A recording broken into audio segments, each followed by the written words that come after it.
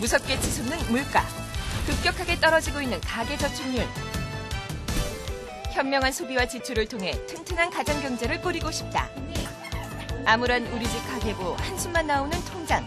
그 답답한 마음을 속 시원히 해결해주는 우리 집 재무주치의. 재무상담사에 대해 알아보자.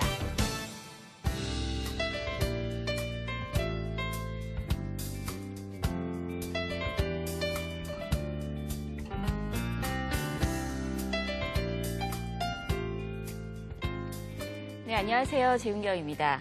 가정 경제가 바로 서야 나라 경제가 바로 선다라는 말이 있죠. 오늘 소개해드릴 직업 재무상담사가 바로 가정 경제 문제를 진단하고 그리고 함께 행복하게 돈에 대해서 잘 관리하고 살 수 있도록 도움을 드리는 그런 직업입니다.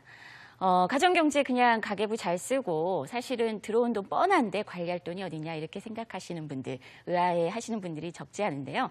네, 오늘 소개해드리는 과정에서 재무상담사가 왜 필요하고 그리고 어떤 일을 하고 어떤 비전을 갖고 있는지 함께 알아보도록 하겠습니다.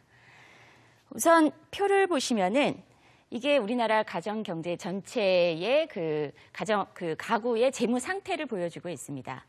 우리나라 가구는 크게 5구간으로 이렇게 소득에 따라 구분을 하고 있습니다. 1분위부터 5분위까지.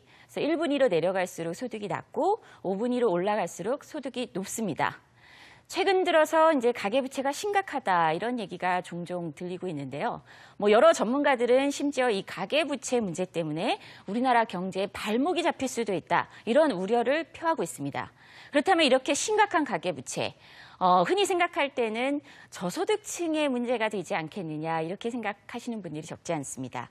이 표에서 보시면은 1분위부터 5분위, 즉 상위 소득 20%에 해당되는 5분위 가구의 가계부채가 적지 않다는 것을 알 수 있습니다. 특히 이제 4분위, 5분위 계층이라고 하면은 우리나라에서 소위 중산층이라고 할 수 있는 계층인데요. 이 가구조차도 사실은 전체 가구가 갖고 있는 빚의 70%를 다 가지고 있을 정도로 지금 그야말로 소득이 높아도 빚에 신음하는 그런 구조에 갇혀 있다는 겁니다. 오히려 그 경우에 따라서는 소득이 높을수록 빚이 많은 경우를 종종 접하게 되는데요. 바로 여기 이 지점이 재무상담사가 필요한 지점입니다.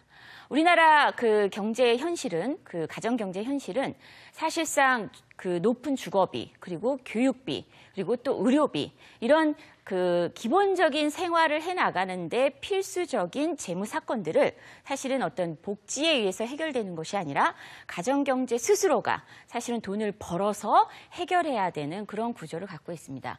그러다 보니까 이 모든 비용을 스스로가 벌어서 다 충당을 해야 되는데 이게 사실은 다들 아시다시피 적은 비용이 아닙니다. 집 한 채 사기 위해서 11년 동안 한 푼도 쓰지 않아야만 겨우 집 한 채 살 수 있고 사교육비가 굉장히 심각하다는 것쯤은 다들 아시고 계실 겁니다.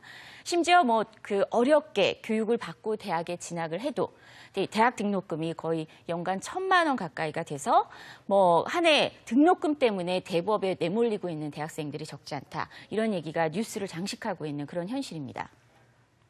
이렇게 고비용 재무 구조를 갖고 있다 보니까 사실은 번 돈을 체계적으로 잘 배분해서 쓰지 않다 보면 순식간에 많이 번 것 같은데 어느 순간 정말로 내가 번 돈으로 행복하게 아이 키우면서 가정 경제를 꾸려왔다기보다는 정말로 늘 빚에 쫓기는 일상을 살고 있었다라고 그렇게 한숨을 쉬게 될 날이 올 수도 있습니다.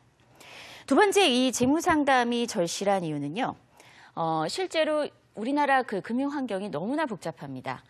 다들 상식적으로 아시겠지만 금융상품 선택하시는 게 쉽지 않으시죠? 너무 어렵고 은행에 가서 사실 설명을 들어도 무슨 말인지 알아듣기가 어렵고 그래서 그냥 대충 가입을 했는데 알고 보니까 그게 우리 가정 경제 현실과 맞지 않아서 낭패를 겪은 경험들 한두 번씩은 꼭 있으실 겁니다.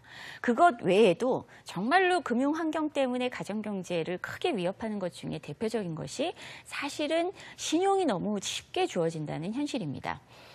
신용카드 발급도 쉽고 그리고 마이너스 통장이 뭐 너무나 발급이 쉽고 그래서 언제든 돈이 필요하면 내가 은행에 가기만 하면은 사실 돈을 빌려주는 그런 친절한 금융 신용 환경이다. 이랬을 경우에 많은 분들은 그건 너무 좋은 거 아니냐라고 생각하실지 모르지만 사실은 이렇게 너무 쉽게 돈을 빌렸으면 갚는 게 문제가 됩니다.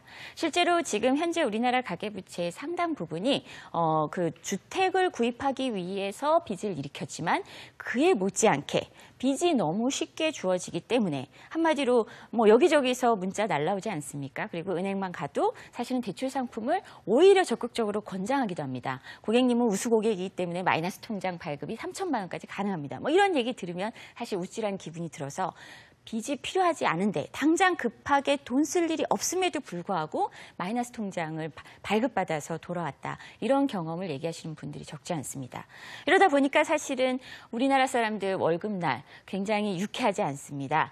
많은 분들에게 이런 질문을 던져봅니다.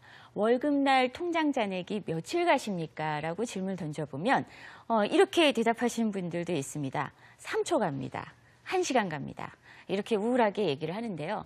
한마디로 내가 돈을 벌어서 그리고 쓰고 그리고 나중에 뭔가 목돈을 모아서 즐겁게 쓰겠다라는 계획을 가지고 돈을 관리하는 것이 아니라 정말 먼저 쓰고 빌려서 쓰고 그다음에 벌어서 갚는 이것을 어떤 그 경제학자는 그 채무 노예 사회다라고 표현하기도 합니다. 뭐 채무 노예 사회라는 어려운 말도 필요 없이 실제로 최근에는 이 직장인들 사이에서 이렇게 네티즌들끼리 뭐 이런 얘기도 많이 하죠. 뭐 월급님이 로그인 하셨습니다. 뭐 KB 카드 퍼가요. 뭐 하나 카드 퍼가요. 뭐 이런 식으로 쭉 하면서 월급님이 로그아웃 되셨습니다. 이런 씁쓸한 유머까지 사실은 이게 퍼질 정도로 사람들에게 이제 더 이상 월급